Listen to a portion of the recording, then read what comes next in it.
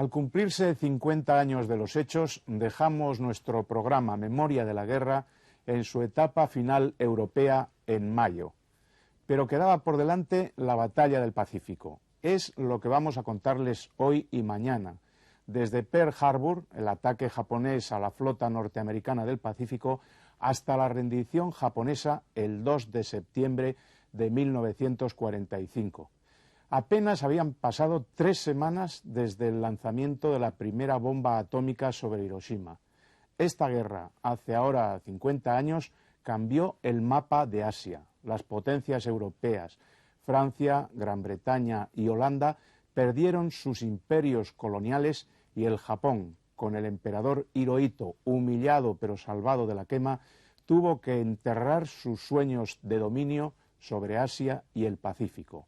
Al principio, todo fueron victorias para el Japón, pero las victorias se van a convertir en derrotas a partir de la batalla de las Islas Midway.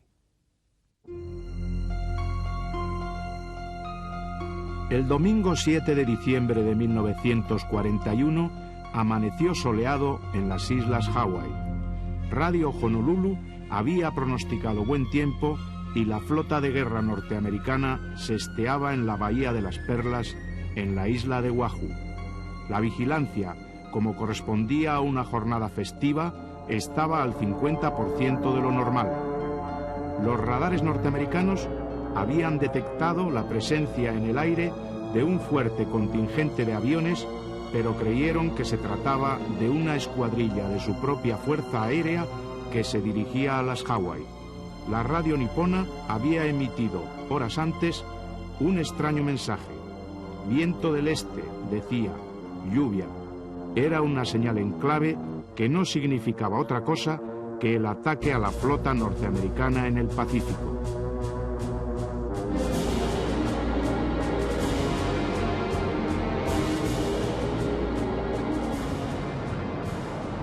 A las 7:55 de aquella mañana de diciembre, 183 aparatos japoneses, que habían despegado de 6 portaaviones situados a 350 kilómetros de distancia, llegaron a Pearl Harbor.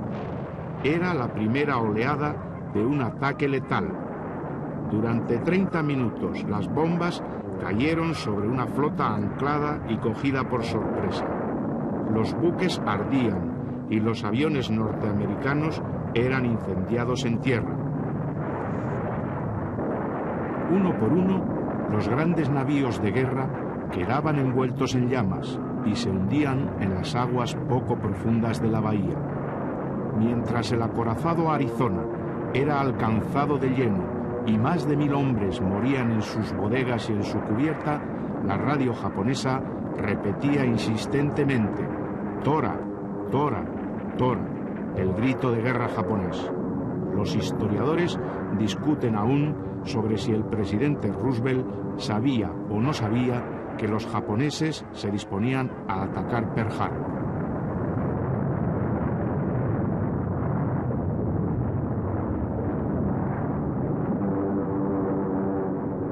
Una segunda oleada de aviones bombardeaba Pearl Harbor tan solo 15 minutos después de haberse retirado la primera. El alto mando del emperador renunció a enviar una tercera oleada, considerando que ya había destruido al enemigo.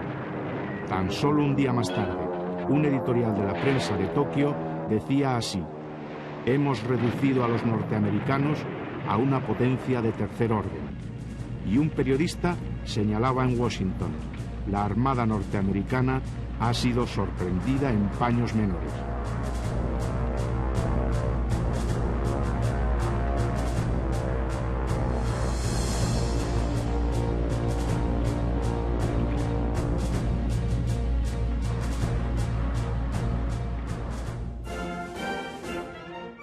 Japón, el imperio del sol naciente, era al comienzo de aquella década de los 40 una potencia industrial y militar en plena expansión. A pesar de ello, guardaba intactas todas sus estructuras tradicionales. Era una poderosa nación basada en un sistema político medieval. En el centro de la pirámide del poder político de las tradiciones e incluso de la religión, se alzaba la figura del emperador, el Mikado, un joven monarca llamado Hirohito, a quien se veneraba como a un dios. La tradición imperial del Japón se remonta a épocas míticas, o sea, no históricas. Jimmu Tenno, que es el emperador Jimmu, el primer emperador que hay, es descendiente de la diosa del sol, de Amaterasu o Mikami. Pero la verdad es que la figura del emperador durante a lo largo de la historia del Japón estuvo siempre muy borrosa. Es decir, los que mandaban realmente eran los señores feudales, las dinastías que gobernaban desde la actual Tokio, entonces se llamaba Edo, hasta que en 1868 el comodoro Perry mandó abrir las puertas del Japón a cañonazos, porque hasta entonces no querían negociaciones con los extranjeros, y desde entonces el emperador Meiji es el que realmente cobró todo el poder y todo el Japón moderno se aglutinó en torno del emperador.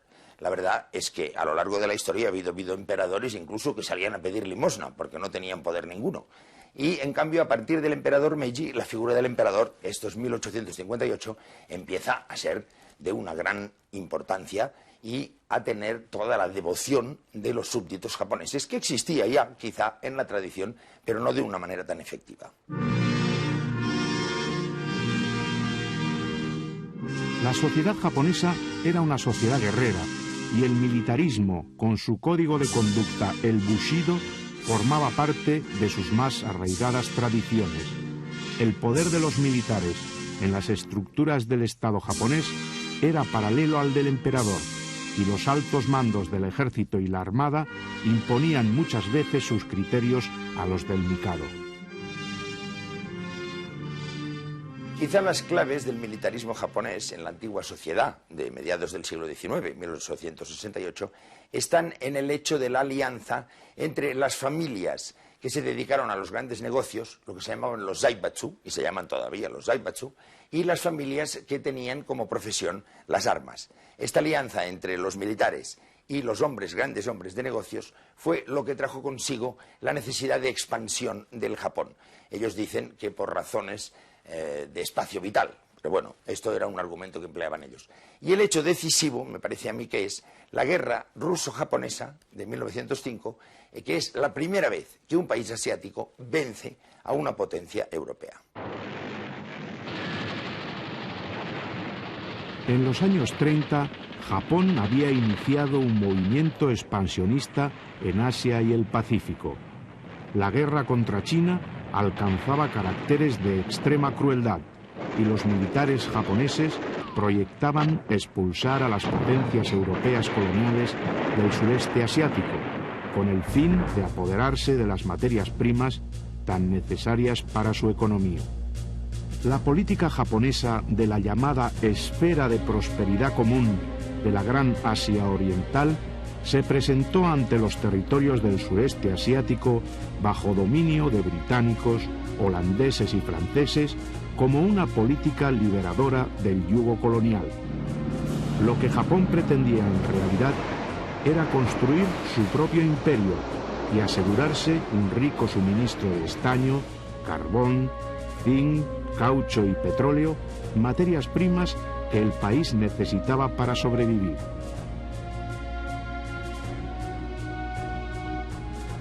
En julio de 1941, las disputas comerciales que enfrentaban a Japón y Estados Unidos alcanzaron un punto culminante cuando el presidente Roosevelt prohibió el envío al Japón de motores de avión, denunció los acuerdos entre los dos países, congeló las cuentas bancarias niponas en bancos norteamericanos y embargó la exportación de chatarra y de una larga serie de materias primas que, como el petróleo, eran vitales para la economía japonesa. Japón quedó al borde del caos económico. Sus sueños imperiales, sumados a la dureza de la política comercial norteamericana, no le dejaban más alternativas al Japón que la negociación o la guerra, y escogió la guerra. El almirante Yamamoto, un brillante marino que había estudiado en los Estados Unidos, fue el encargado de preparar un minucioso plan de ataque por sorpresa contra la flota norteamericana. Yamamoto decidió que hundiría toda la flota de Roosevelt en la bahía de Pearl Harbor. El Estado Mayor nipón suponía que a partir de ahí el Pacífico y todo el sureste asiático caerían en manos de sus ejércitos.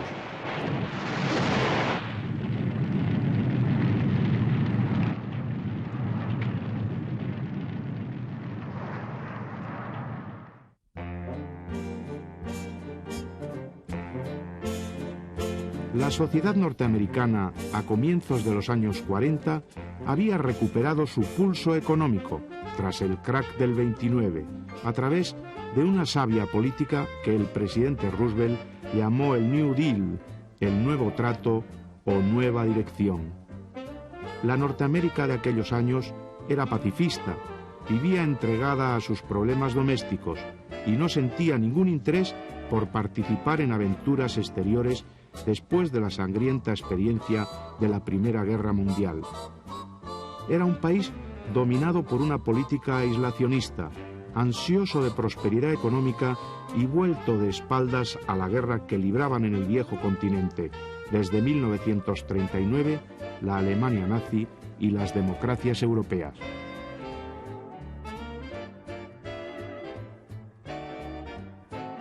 Franklin Delano Roosevelt había ganado por tercera vez consecutiva las elecciones presidenciales y era más popular que nunca al comienzo de la década de los años 40. Era un político muy pragmático, que huía de los formalismos y prefería dirigirse al país por radio en sus charlas junto al fuego.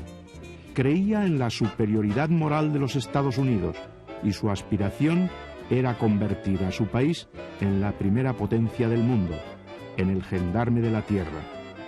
En sus primeros años fue aislacionista y su política con respecto a la guerra que había estallado en Europa en 1939 se resumía en una frase: toda la ayuda posible a los aliados, salvo la guerra.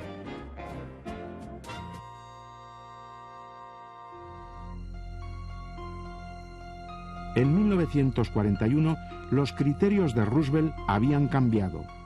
Ya era partidario de la entrada en la guerra al lado de los aliados. Comprendía que el nazismo era un peligro que podía extender su influencia más allá de Europa y estaba decidido, además, a frenar la expansión japonesa. I hate war.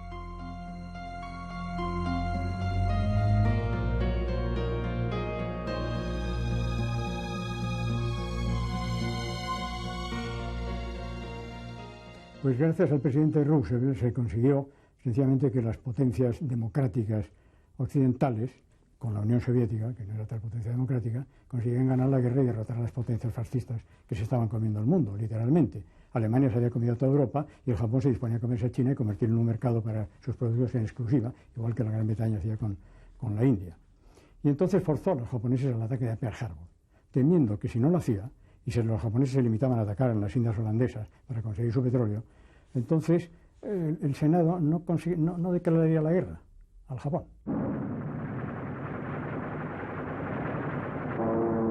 Aquella mañana del 7 de diciembre de 1941, Estados Unidos todavía no creía en la guerra. Un general norteamericano había dicho del ejército japonés: su fuerza aérea es incluso inferior a la italiana. Pero cuando la segunda oleada de aviones japoneses se retiró de los cielos de Pearl Harbor, detrás quedaban 7 acorazados hundidos y más de 3.500 soldados norteamericanos muertos o heridos. Estados Unidos había sido derrotado y humillado.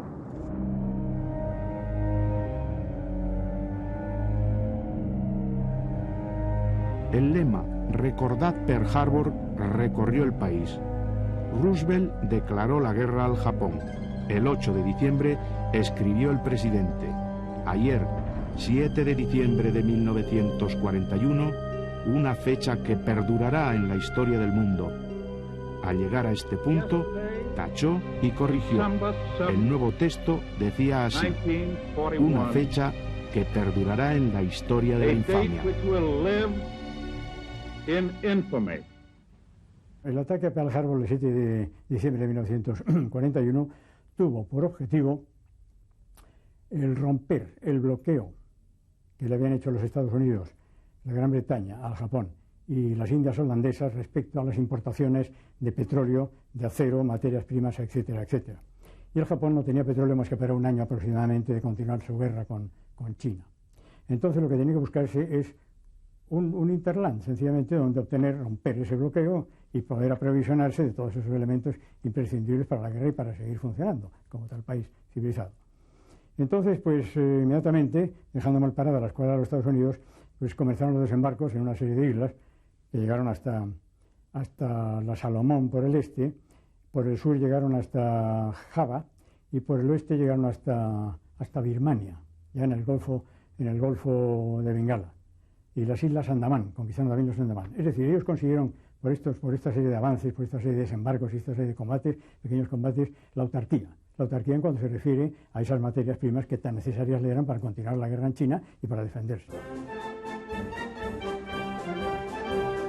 Desde los primeros momentos de la Guerra del Pacífico, Japón creyó que los Estados Unidos y sus aliados no podrían resistir un conflicto para el que no estaban preparados. Una sociedad militarista como la japonesa despreciaba al enemigo, lo consideraba inferior en cualidades guerreras. Los soldados japoneses, veteranos de la Guerra de China, sabían combatir en las selvas, podían moverse en ellas como peces en el agua. En el manual del soldado japonés se leía: los occidentales son cobardes y afeminados, temen entrar en la jungla, la consideran como impenetrable, por eso debemos aprovecharnos de ella para sorprenderlos. Por su parte, y sobre todo después de Pearl Harbor y los primeros traspiés, los norteamericanos dejaron pronto de despreciar a los que algunos llamaban bastardos amarillos. El servicio de propaganda de los Estados Unidos preparó algunos anuncios para explicar a sus soldados cómo era en realidad el enemigo.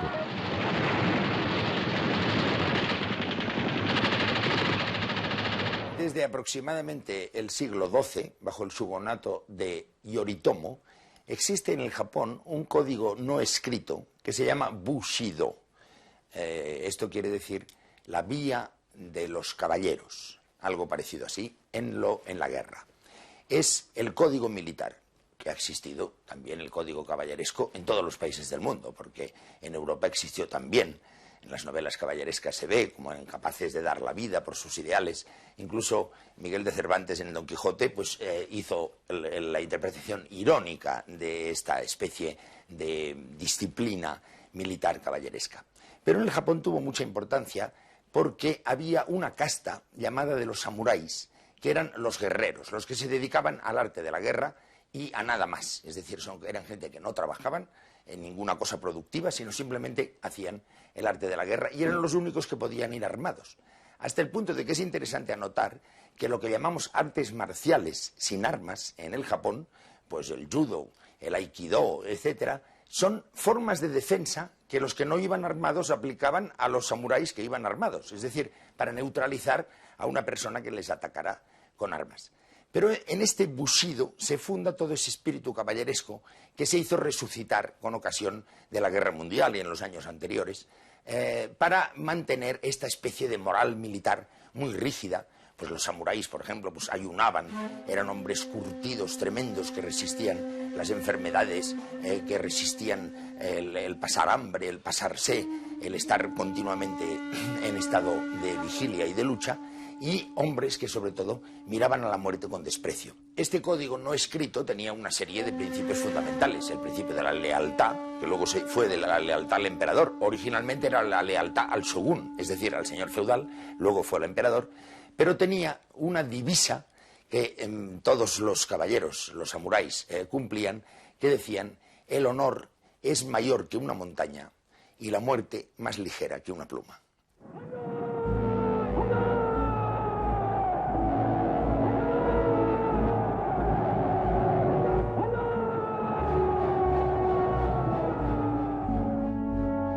Japón actuó con rapidez desde la declaración de guerra.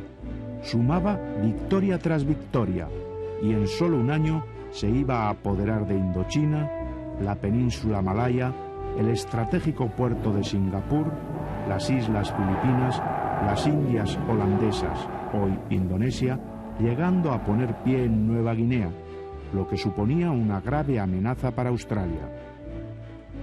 Se aseguró así, en poco tiempo, el suministro de las materias primas que tanto necesitaba para su industria y ahora también para la guerra.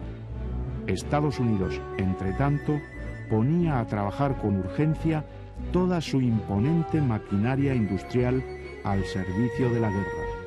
Las grandes batallas serían en el inmenso Océano Pacífico y en las espesas selvas tropicales.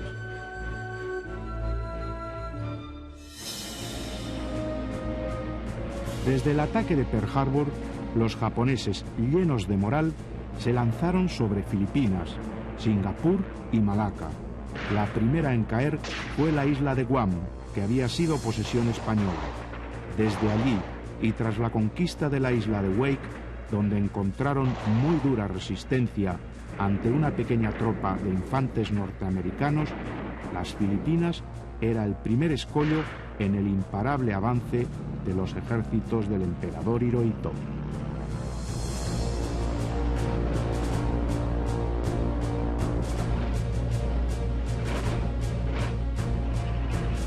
Cuando entraron los japoneses, el mismo día que entraron, el día 2 de enero, nos despidieron a todos los blancos que trabajábamos con el gobierno. Y de los 4 bermeanos nos despidieron igual que, en cambio, por ejemplo, a los 4 o 5 americanos que estaban de la Socony, de la Standard Oil, y a 4 o 5 canadienses que estaban en una fábrica de tejidos, a estos los llevaron a un campo de concentración. Y a nosotros los españoles nos mandaron a casa, porque no éramos beligerantes en la guerra.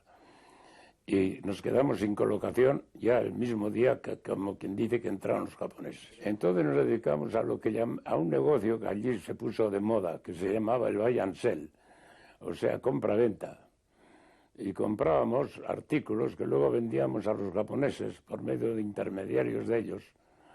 Y vivíamos muy bien, francamente, ganábamos más dinero que trabajando en nuestros puestos fijos, con el negocio del buy and sell.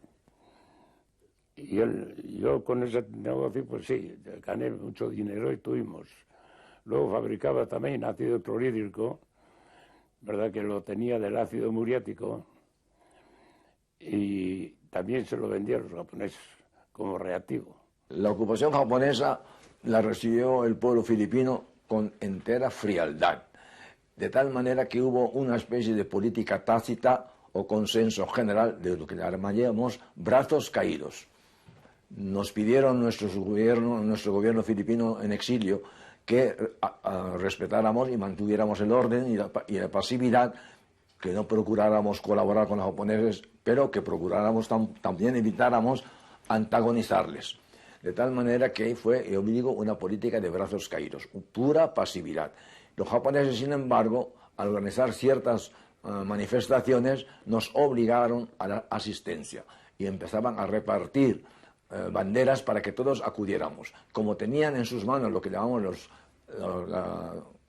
las tarjetas de racionamiento, quien no asistía se quedaba sin alimento. De modo que todo el mundo tenía que acudir. Nosotros, como profesores de mi colegio, y los alumnos también teníamos que, porque se amenazaba con cerrar el colegio si los alumnos no acudían a esos homenajes. Recuerdo en ese momento la visita del Premier Tojo, en que yo tuve que llevar a mis 200 alumnos a la explanada donde el primer ministro iba a dirigirnos la palabra, y allí fuimos con las banderas y nos decían cuándo había que agitarlas y cuándo no y tal. Pero lo curioso es, con la picaresca filipina heredada de los españoles, había que gritar 2 veces Banzai. Banzai es el grito japonés equivalente al español viva, Banzai. Y nosotros decíamos todos entusiasmadísimos Bankai. Los japoneses no notaban la diferencia, y es que Bankai en Filipinas quiere decir cadáver, muerto. Y de modo que lo que parecía que era un saludo a los japoneses, nosotros lo convertíamos en esa imprecación.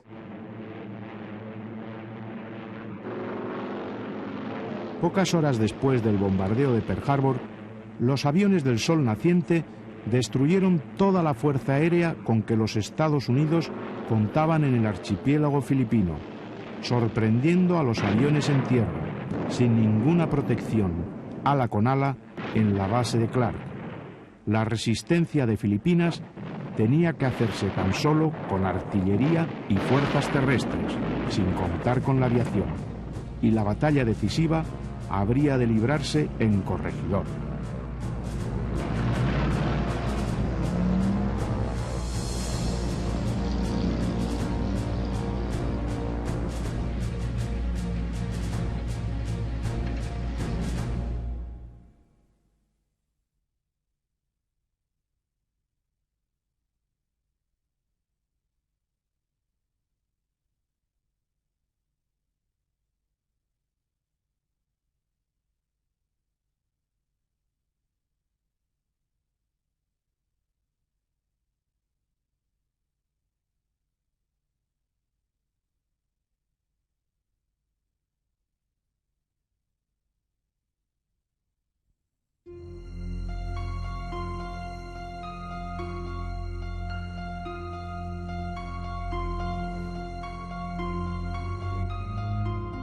El general Douglas MacArthur era el encargado de contener a los japoneses. Conocido como el César norteamericano, era un optimista incorregible. Creía que podía contener a los japoneses, aunque sus fuerzas eran menguadas e insuficientes a todas luces. En palabras de uno de sus biógrafos, era valiente, brillante, extravagante y amaba la gloria. Era también el general más discutido en la historia de los Estados Unidos. Su padre había sido un héroe en la Guerra Civil y él mismo había combatido en Francia durante la Primera Guerra Mundial.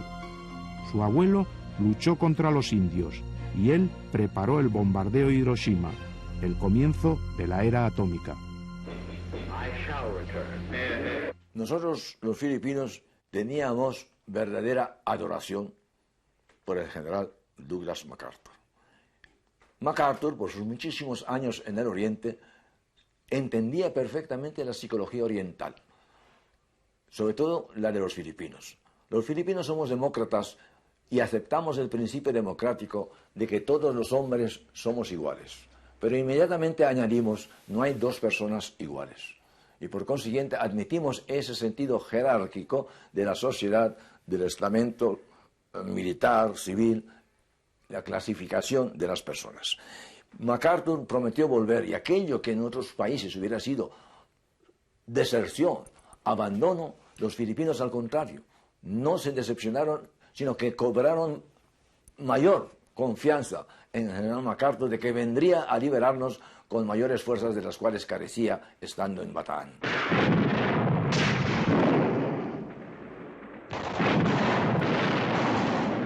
La ocupación de las Filipinas por los japoneses fue una batalla sin piedad. Manila fue abandonada al enemigo, que entró a sangre y fuego. Se multiplicaron las ejecuciones sumarias. Hubo pillajes, violaciones e incluso ataques a la bayoneta contra civiles indefensos. La ciudad colonial española, Intramuros, fue bombardeada y destruida.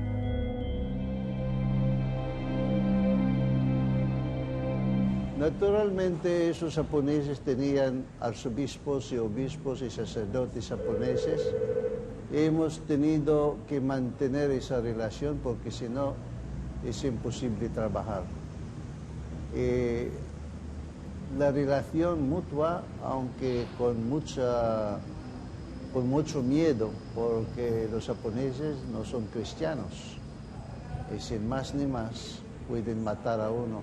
Nuestros arzobispos, como por ejemplo los arzobispos extranjeros, se quedaron en Santo Tomás como encarcelados. Monseñor Reyes, que era arzobispo de Cebú, fue soleado por los japoneses porque no quería decir una palabra sobre los soldados filipinos. Los japoneses, entre otras cosas, dijeron que pretendían establecer en toda la zona del Asia que ellos llamaban el Asia más grande, la esfera de coprosperidad. Y los filipinos inmediatamente sacándole punta, como herencia española que tenemos para la picaresca, decíamos que habían venido a establecer no la esfera de coprosperidad, sino la esfera de prosperidad co. Es que co en tagalo quiere decir mío, o sea, la prosperidad mía, la de los propios japoneses. Y ellos tampoco se dieron cuenta de esa burla. Muchas veces el sentido del humor filipino era la válvula de escape ante aquella tragedia. Los filipinos tenemos, no sé si la virtud o el vicio, de reírnos precisamente en momentos trágicos. Los norteamericanos se retiraron a la península de Batán y a la isla de Corregidor, y sus cañones mantuvieron a raya a los ejércitos del emperador hasta la capitulación de la isla en mayo de 1942, tras casi 5 meses de duro asedio. Filipinas se rindió. Tras la rendición, el general japonés Homma infligió a los miles de prisioneros norteamericanos y filipinos una de las humillaciones más crueles de la guerra. Desde la península de Batán, apenas sin agua ni alimentos, les obligó a marchar a pie centenares de kilómetros hacia los campos de concentración. Fue un episodio salvaje. Murieron miles de sed, de hambre a causa de las enfermedades, ejecutados sumariamente cuando caían fatigados, golpeados por las culatas de los fusiles de los soldados japoneses.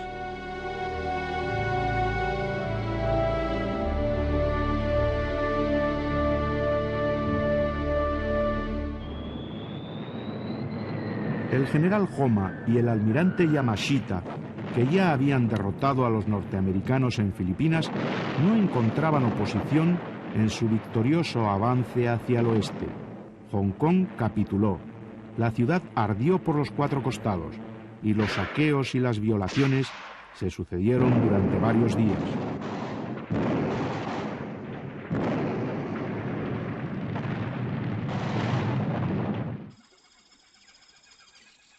Después, las tropas japonesas avanzaron por las junglas malayas hacia Singapur. Tailandia caía apenas sin que se disparase un tiro, mientras que los japoneses encontraban una valiente resistencia en Birmania. Singapur era la última línea de defensa, fortificada por todos los flancos salvo por el mar. Contaba con las piezas de artillería más potentes del mundo, y 6 batallones la defendían, con provisiones y municiones suficientes para resistir durante 6 meses. Churchill envió 2 poderosos navíos para defender aquella plaza que era el último bastión del Imperio Británico en Oriente. Los acorazados Prince of Wales y Repulse, al mando del vicealmirante Tom Phillips.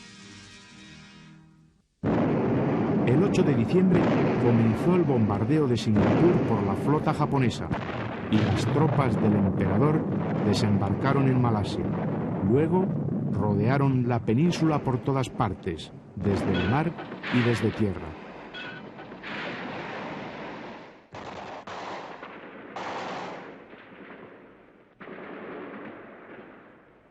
Las lluvias torrenciales desarticularon las líneas británicas, arruinando su artillería y rompiendo sus enlaces y sus comunicaciones. Aquel 12 de diciembre, Japón era el rey indiscutido de las aguas del sureste asiático y el Imperio Británico quedaba herido de muerte. Nos dejaron debilitados y desnudos, afirmó Churchill.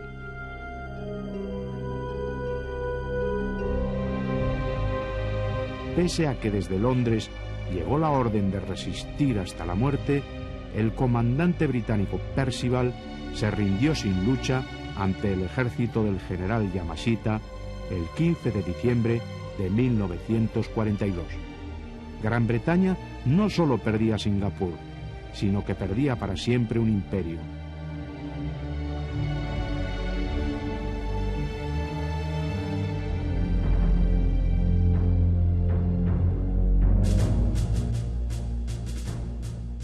Birmania fue ocupada en mayo, aunque la lucha continuó desde pequeños focos de resistencia en el interior de la selva.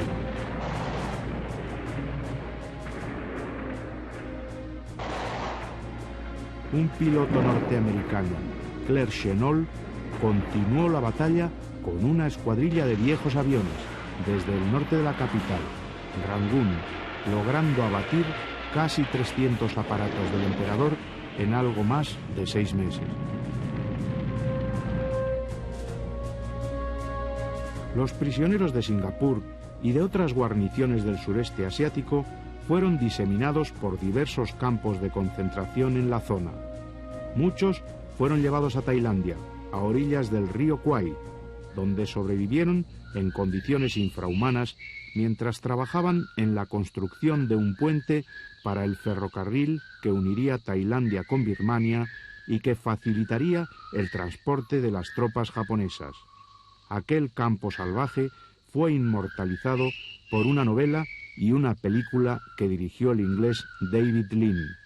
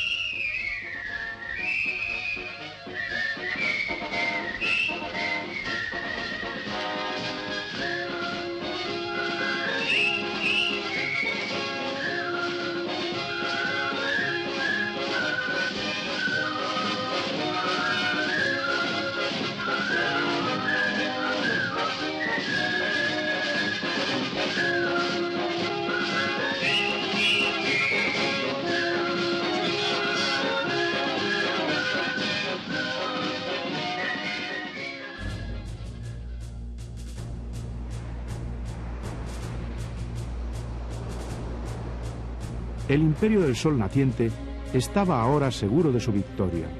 Había derrotado a los británicos, había derrotado a los holandeses y había destruido la flota norteamericana. Ahora ya tenían asegurado el petróleo de los yacimientos de Java, de Sumatra, de Borneo y de Birmania, y tenía un vasto imperio en su poder con el sureste asiático y los principales archipiélagos del Pacífico rendidos a sus pies. Ahora debía mirar hacia Oriente, hacia el gran enemigo norteamericano. Era el nuevo rival para las nuevas batallas.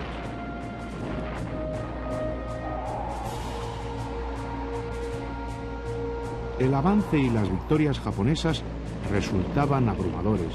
Fue entonces cuando Estados Unidos preparó una jugada de audacia para lograr objetivos psicológicos antes que militares. Se trataba de bombardear Tokio en plena euforia nipona. 13 bombarderos B-25 y un bombardero de tipo medio despegaron del portaaviones Enterprise en el Pacífico el 18 de abril de 1942. Cada uno de ellos debería lanzar 4 bombas sobre Tokio, mientras que otros 3 aparatos harían lo mismo sobre Osaka, Kagoya y Kobe. La escuadrilla la mandaba el coronel James Harold Doolittle y tenía órdenes de no dañar el palacio del emperador.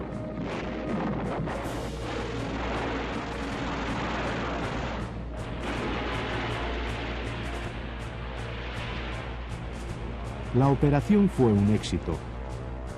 El orgullo del Imperio del Sol, en plena fiesta por sus espectaculares victorias, quedó ahora humillado.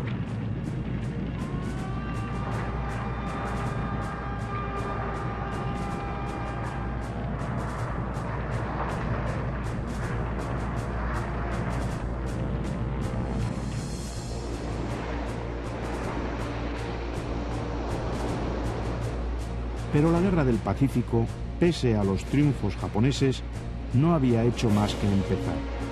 Una poderosa flota nipona se dirigía al Mar del Coral. Japón quería vengar la humillación sufrida en el bombardeo de Tokio y buscaba su desquite. El dominio de los mares se iba a jugar en los meses siguientes, y con el dominio de los mares, la suerte de la guerra. Midway iba a ser una batalla decisiva. En las islas, los norteamericanos preparaban sus defensas, conscientes de que una derrota en Midway podría suponerles un descalabro irreversible. La importancia de la batalla de Midway se debió a que hasta entonces los japoneses habían ganado todas las batallas navales que habían tenido. Incluso la batalla del Mar de las Filipinas la habían ganado también.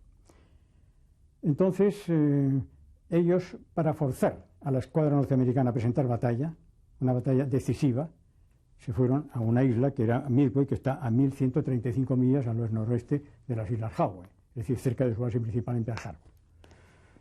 Y se fueron allí con una escuadra formidable, mandada por el almirante Yamamoto, con todos los barcos que tenían, cerca de 150 barcos de guerra. Y ahí se encontraron con la sorpresa de que cuando creían que no había nada, aquella isla estaba perfectamente fortificada y preparada. Estaba llena de aviones además para la defensa. Porque los norteamericanos habían conseguido, 2 o 3 semanas después del ataque de Pearl Harbor, descriptar la clave secreta japonesa de la marina japonesa, la marina nipona. Yamamoto estaba convencido de que había que dar con urgencia un golpe de gracia a la Armada norteamericana, dejando a los Estados Unidos sin tiempo para recuperarse y reconstruir su flota.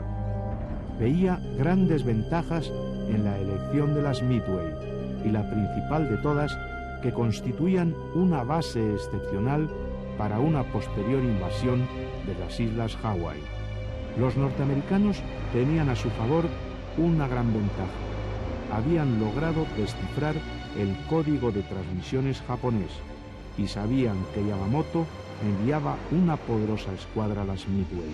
Más aún, conocían la fecha exacta del ataque, el 4 de junio. Yamamoto reunió una poderosa flota y eligió como buque insignia el acorazado Yamato, un impresionante navío de 63.000 toneladas. De forma incomprensible, decidió dividir sus fuerzas y enviar una parte de la flota a ocupar las 3 islas Aleutianas, un atolón de escaso valor estratégico.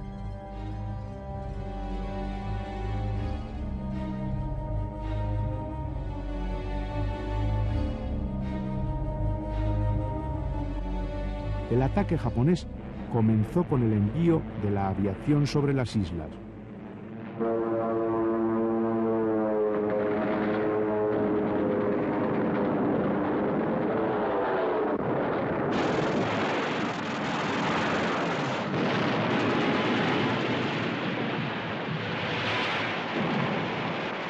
Pero mientras que los daños que producían eran mínimos, la aviación norteamericana apareció por sorpresa sobre la flota en Nagumo.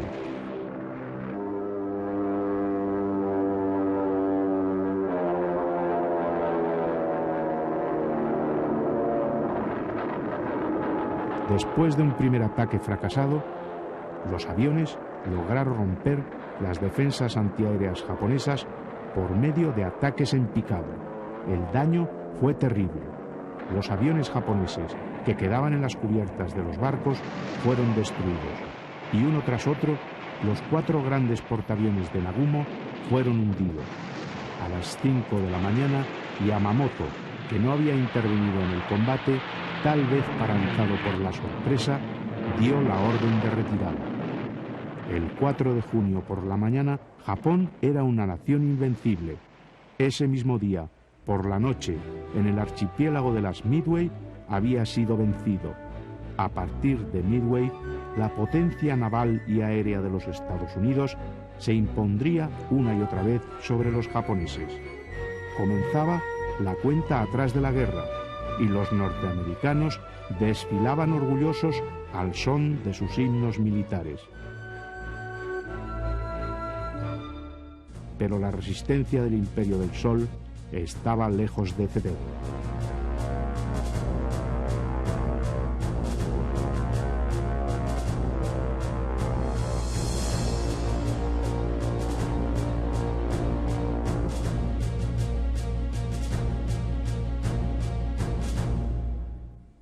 El ataque a Pearl Harbor fue un grave error de cálculo del emperador Hirohito y sus militares. Estados Unidos puso toda su potencia industrial al servicio de la guerra. En los años 30, el militarismo japonés inició un brusco movimiento de expansión en Asia y el Pacífico. La guerra de agresión contra China alcanzó niveles de crueldad nunca vistos hasta entonces. Los militares japoneses, la marina sobre todo, concibieron la idea de expulsar a los europeos del sureste asiático y apoderarse de los recursos y materias primas de la región que eran tan necesarios. Esta ambiciosa política que llevaron a cabo a sangre y fuego dependía del triunfo o la derrota del ejército del emperador. Todo desembocaría en el hongo apocalíptico de Hiroshima. Mañana se cumplen 50 años del primer bombardeo atómico. Les invito a que vean nuestro programa.